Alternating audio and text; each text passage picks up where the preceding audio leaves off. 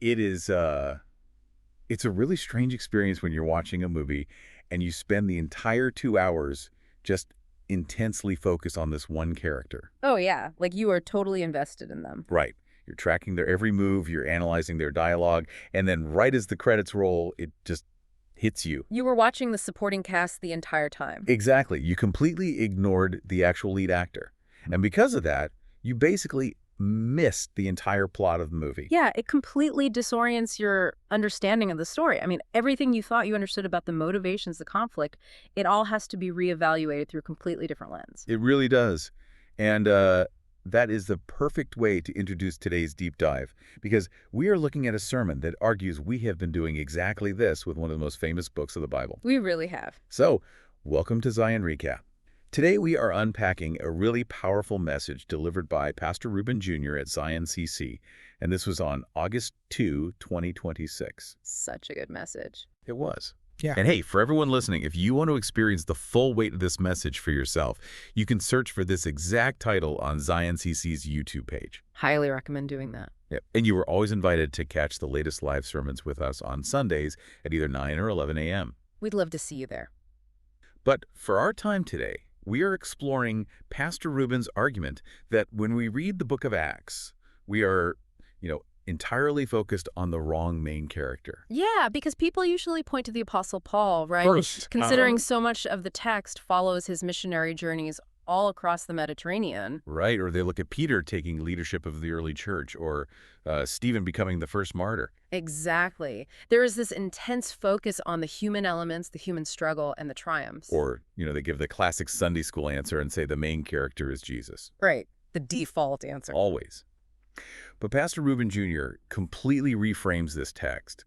He reveals that the true protagonist, the actual lead actor driving every single event in the book of Acts, is the Holy Spirit.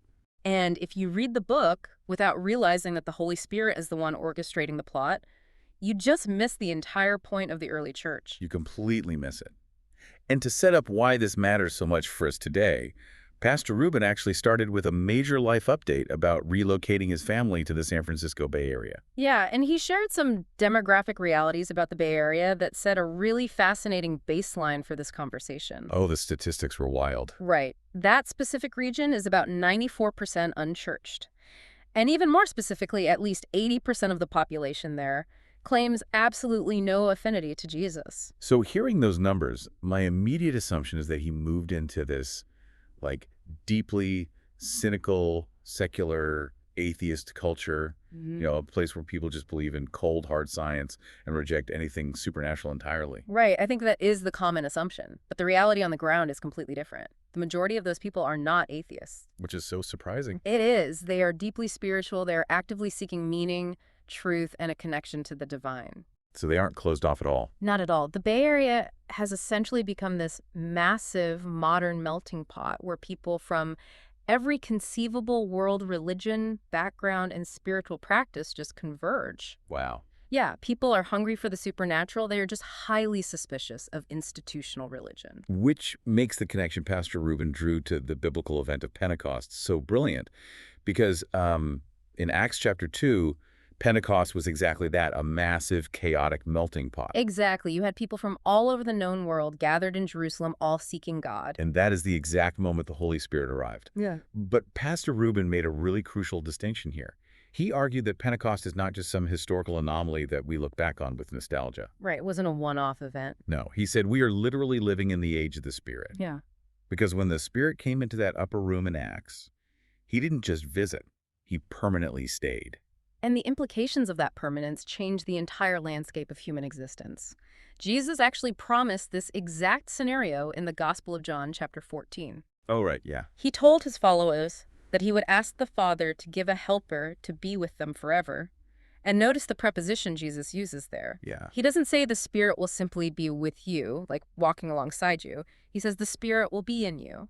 I got to admit, Pastor Ruben used an analogy for this that made me laugh out loud, but it also made me genuinely uncomfortable. The MTV Cribs one. Yes. He referenced that early 2000s TV show, MTV Cribs, where celebrities would show off their massive mansions. Such a funny comparison. It was. He said the Holy Spirit is literally moving into your crib. He is making his dwelling place inside of you. But, I want to push back on that a little Like, bit. go for it. We are so comfortable with the idea of God being, like, out there in the heavens or maybe localized in a church building.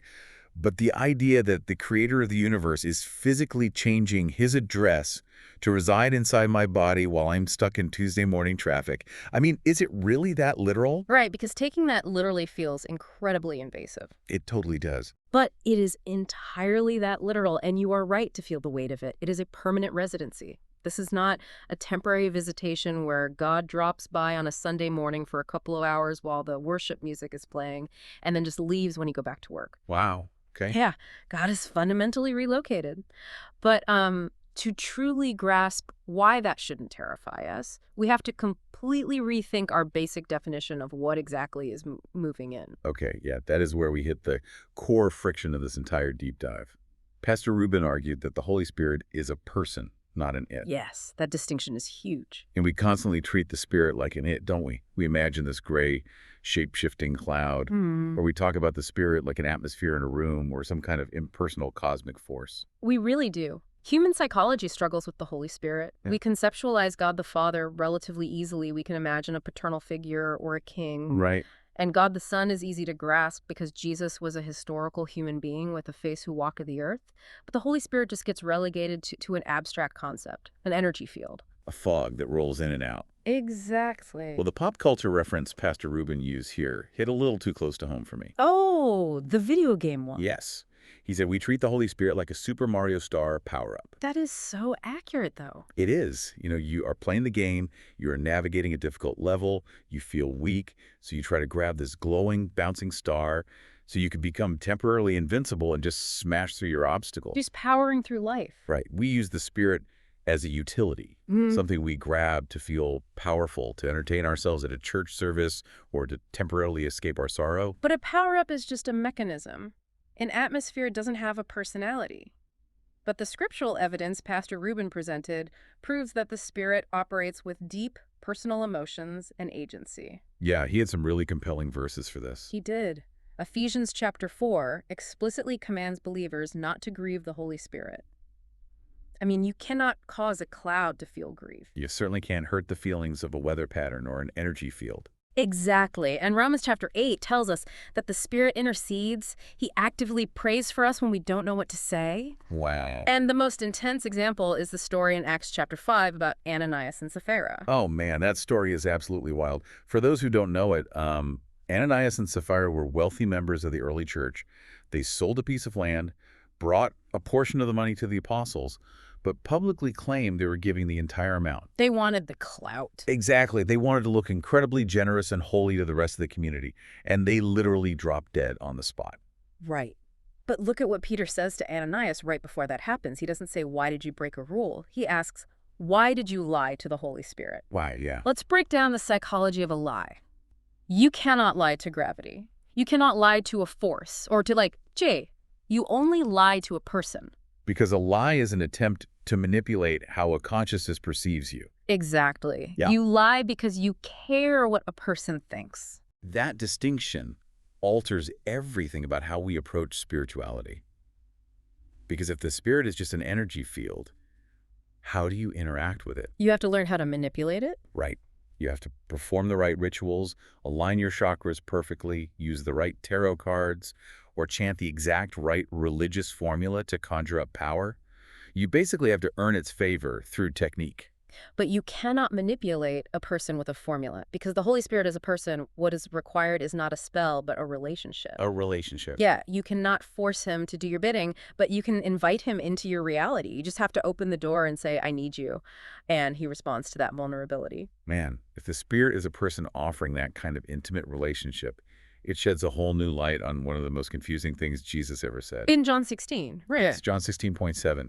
Jesus is speaking to his disciples right before his crucifixion, and he tells them, it is to your advantage that I go away, for if I do not go away, the Helper will not come to you.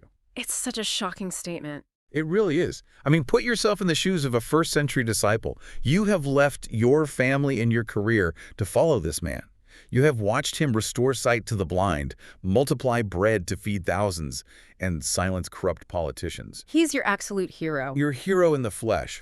How could anything possibly be an upgrade to having physical Jesus standing in the room with you? It sounds completely counterintuitive to everything they had experienced. But Pastor Rubin outlined 4 distinct mechanical reasons why the arrival of the Spirit under the New Covenant was a massive, unprecedented upgrade for humanity. Okay, let's go through those. What was the first one? First, the presence of God became universal. Let's unpack what universal actually means here, because in the Old Testament, the Spirit was highly exclusive, right? Very exclusive. God's presence would rest on a prophet, a judge, or a king. If you were just a regular person, like a farmer or a servant, you had to go through a priest to get to God. The entire social and religious hierarchy was built on that exclusivity. But the prophet Joel predicted a day when God's Spirit would be poured out on all flesh. Oh, wow. Pentecost democratized the presence of God. It destroyed the hierarchy. Suddenly, young people, old people, men, women, regardless of their societal status or background, were given the exact same full measure of God's presence as the high priest. The barrier to entry was completely eradicated. Exactly. So the access is universal. What is the second upgrade? The second is that the presence became internal. God is no longer localized in a physical temple building made of stone in Jerusalem, forcing people to travel thousands of miles to offer a sacrifice. The Spirit is operating from within our own consciousness and will. Which leads to the third upgrade, and I think this is the one that carries the most psychological weight for me personally. The presence became permanent. Pastor Rubin used King David as the contrast here, pointing to Psalm 51. David had committed catastrophic sins, adultery, orchestrating a murder to cover it up. And he writes this agonizing, desperate prayer, begging God, do not take your Holy Spirit from me. David lived with the terrifying reality that the Spirit could be revoked. He had seen it happen to his predecessor, King Saul.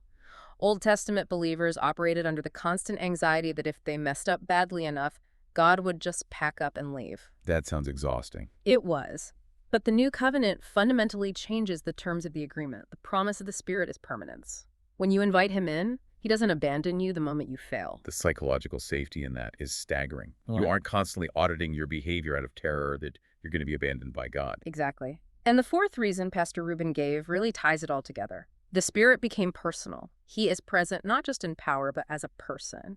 And this entirely new dynamic was secured and paid for by the cross of Jesus Christ. Okay, so to illustrate the sheer magnitude of this shift from the Old to the New Testament, Pastor Rubin used a metaphor about water that really drives the point home. Oh, the Fiji water analogy. Yes, he said that in the Old Testament, the Spirit coming upon people, like when Samson suddenly had superhuman strength to defeat an army, or when a prophet received a specific message, was like being stranded on a boat in the middle of the ocean. All right. You are dying of thirst, baking in the sun, and suddenly a rainstorm hits. You feel the rain on your skin, you tilt your head back to catch a few drops on your tongue.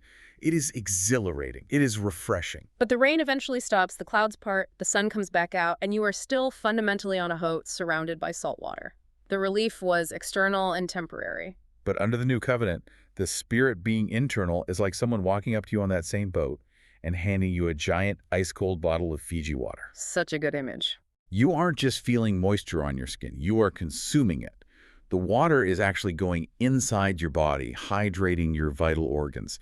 It is a completely different, sustainable level of sustenance. It perfectly captures the difference between a temporary external visitation and a permanent internal residence. I love the theology of that, but, you know, it forces us to confront a really uncomfortable reality about modern Christianity. Oh, for sure. If every believer has been handed this massive bottle of Fiji water, if the Spirit is universal and internal for all of us, why does a quick scroll through social media make it look like only a few elite people have the real power? Yeah. We see these incredibly charismatic figures online. They are screaming in tongues.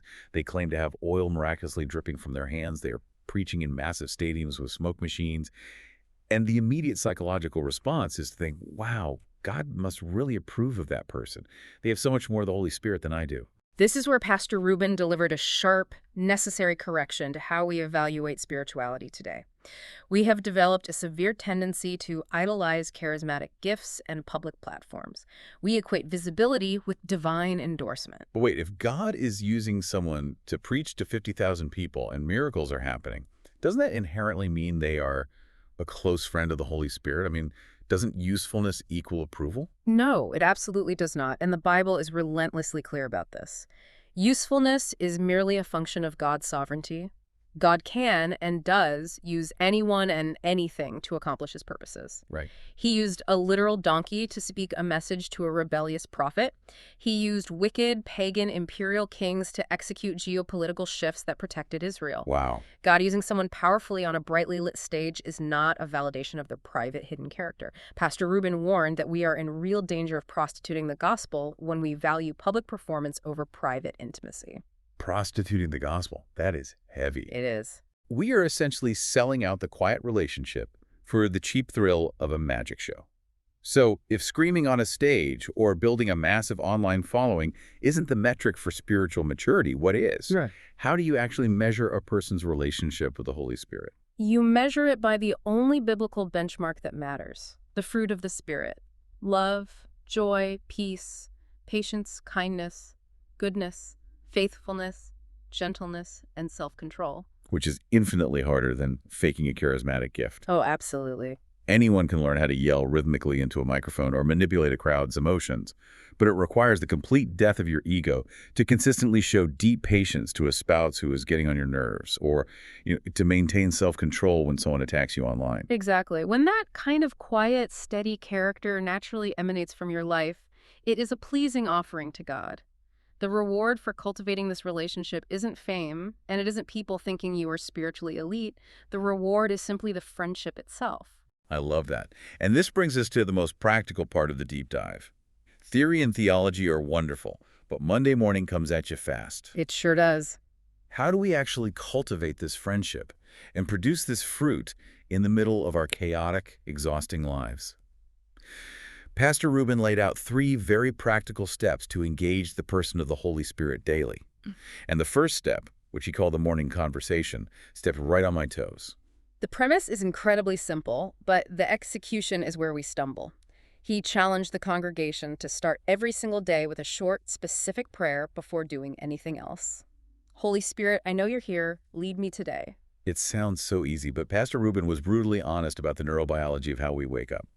For most of us, reaching for the smartphone the second our eyes open is an ingrained dopamine addiction. We all do it. Before our feet even hit the floor, we are scrolling. We are letting an algorithm or someone else's highlight reel or a stressful political headline dictate the entire emotional trajectory of our day. We surrender our minds to a screen before we acknowledge the God residing inside of us. And he issued a very tangible challenge to break that cycle.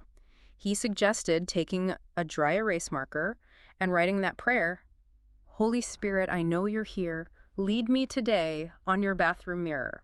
That's such a good idea. Try doing that for just 1 week. Force your brain to engage with the reality of his presence before you consume digital content. And he added a grace note for people who are struggling with doubt, which I appreciated. Was that? He said, if you aren't sure you even believe that is, he is there. Just be honest. Say, I don't know if I believe this, but I'm opening the door. Honesty is always the prerequisite for intimacy. That is so true, which naturally sets up the second step. Listen to the quiet discomfort. And I want to dive into the mechanics of this because it can be so confusing. What does that discomfort actually feel like? How do I know the difference between the Holy Spirit nudging me and my own generalized anxiety or guilt? It requires discernment because the Holy Spirit does not typically speak in a booming cinematic voice from the clouds. It is a subtle internal nudge. The difference between the Spirit's conviction and toxic shame is the outcome. Shame tells you that you are fundamentally broken and makes you want to hide from God. The Spirit's nudge is a gentle course correction that always leads back to peace. It's that feeling when you are scrolling through social media and you realize you have lingered on a toxic or inappropriate video a few seconds too long, or you are in the break room at work. A casual conversation suddenly pivots into vicious gossip about a coworker, and you feel this southern hesitation in your gut. Yeah, that hesitation isn't just your conscience acting up. That is the person of the Holy Spirit gently intervening, saying, we don't belong in this conversation. Let's not walk down this path. And the practical advice here wasn't to make a massive, awkward scene. You don't have to slam your hand on the break room table and start praying loudly in tongues while your coworkers stare at you in horror. Please don't do that. Yeah, you simply acknowledge the nudge internally. You take a breath, you quietly agree with his direction, you excuse yourself from the gossip, and you talk to him about it later. It is about allowing a person you love to interrupt your normal destructive patterns. And that willingness to be interrupted prepares you for the third and final step, praying for others, which is the act of intercession. This step felt like a massive perspective shift regarding how we consume information. It really does. It shifts the focus entirely away from your own internal world. We are bombarded constantly with news of global and local pain, whether it is a geopolitical crisis in Ukraine or Iran, a devastating natural disaster, or a tragedy in our own local community. Our natural reflex is to consume that pain as information. Right. We talk about it, we post angry opinions about it, we gossip about the details, or we just let it push us into despair and apathy. We treat human suffering like it is just another genre of entertainment in our feed. We do. But Pastor Rubin challenges us to break that reflex. Stop talking about the pain and start talking to God about it. Engaging in intercessory prayer for others is the ultimate way to host the presence of the Holy Spirit. Why is that the ultimate way? Because when you pray for the brokenness of the world, you are actively aligning your own heart with God's compassionate heart for the nations. You are stepping out of the role of a spectator and into the role of a collaborator. Wow. That leaves us with a truly provocative thought for you to mull over as we wrap up today. Think about your actual daily routine. Think about the news alerts that pop up on your phone, the stories in your feed that make your blood boil, or the local tragedies that break your heart. Yeah, pay attention to those. What if those moments aren't just an algorithm feeding you data to keep your eyes on a screen? What if, in that exact split second, the Holy Spirit is extending a direct, highly personal invitation to you? An invitation to collaborate. Exactly. An invitation to stop scrolling, partner with him, and collaborate in prayer right then and there. It completely changes how you view your phone. It changes how you view your annoying coworkers. It transforms the most mundane, frustrating moments of your day into miraculous opportunities for connection. It reframes your entire existence from enduring the world to actively redeeming it alongside the Spirit. It really does. Look, if this conversation sparks something in you, if you are wrestling with these concepts, or if you just want some clarification on how to actually hear that quiet discomfort in your own life, we enthusiastically invite you to join our small groups. Yes. They meet every Wednesday at 6:30 p.m. The team would absolutely love to sit down, talk with you face-to-face, answer your questions, and dive way deeper into this material together. Just show up. And as we close, we want to remind you that Zion uses AI tools to assist in summarizing information, structuring sermons, and compiling common questions. While our team works incredibly hard to ensure everything remains accurate and true to the source material, AI can sometimes make mistakes or hallucinate details. No, true. We always encourage you to go directly to the original source and experience the full message for yourself. Which you can easily do right now on Zion CC's YouTube page. As you go into your week, fighting traffic and dealing with Monday morning, keep that movie analogy in the front of your mind. Do not get to the end of the story only to realize you completely ignored the lead actor. He's the main character. The Holy Spirit is not a cloud. He's not a force you need to manipulate, and he is definitely not the supporting character. He is a person. He has already moved in, and he is just waiting for you to simply open the door and say, I need you. Thanks for taking this deep dive with us, and we'll catch you next time.